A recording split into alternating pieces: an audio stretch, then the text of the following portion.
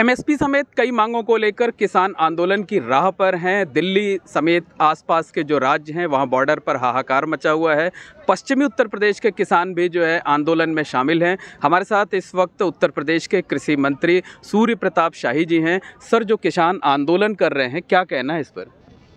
देखिए, मुझे कुछ नहीं कहना है उसके ऊपर। मोदी जी की सरकार ने पहली सरकार ऐसी है जिसने एमएसपी को 1.5 गुना से 2 गुना किया। ये जो आंदोलन में बैठे हुए लोग हैं, इनका आज से 10 साल पहले यूपीए को समर्थन रहा है और यूपीए सरकार ने, मनमोहन सिंह जी की सरकार ने डॉक्टर स्वामीनाथन कमेटी की रिपोर्ट को जो है वो कचरे में डाले रखी। एक दिन उसके धूल तक नहीं झाड़े।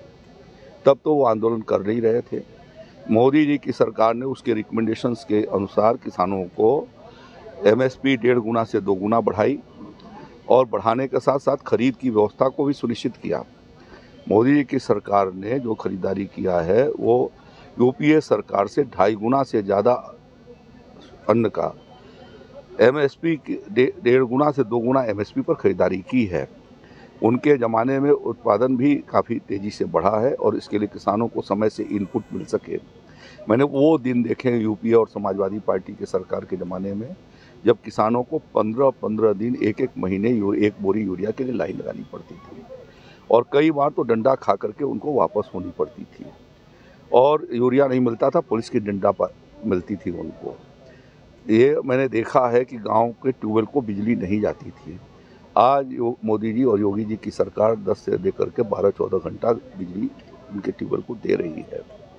उत्तर प्रदेश में योगी आदित्यनाथ जी की सरकार ने बिजली को फ्री दिए जाने का फैसला किया हुआ है।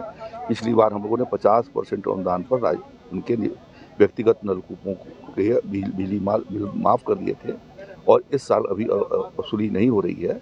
उसके लिए बजट के भीतर हम लोगों ने अभी 24-25 का बजट आया है, उसके भीतर हमने प्रोविज़न करके रखा है जिसके माध्यम से किसानों को हम निःशुल्क बिजली दे सकेंगे।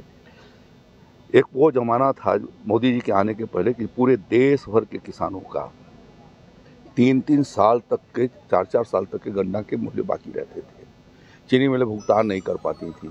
उत्तर प्रदेश में ही जब योगी जी की सरकार 2017 में बनी तो उस समय 15,000 करोड़ रुपये से ऊपर का बकाया, पिछले 3 सालों का गन्ना किसानों का बकाया चीनी मिलों पर था।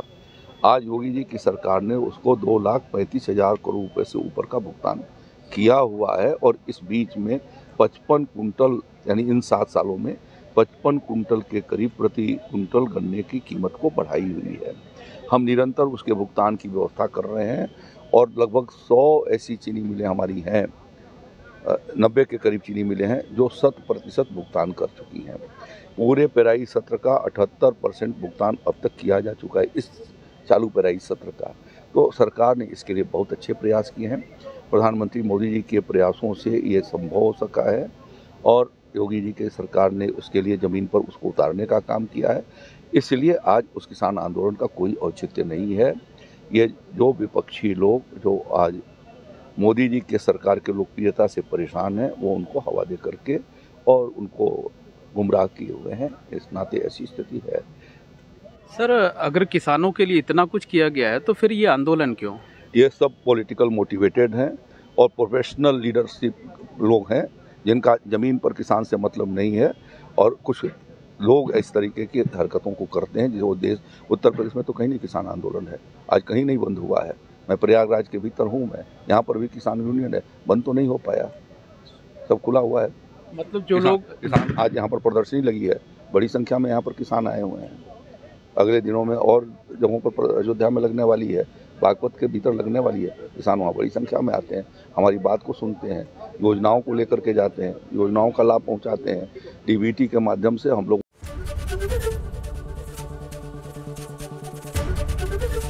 एबीपी गंगा, खबर आपकी, जुबान आपकी।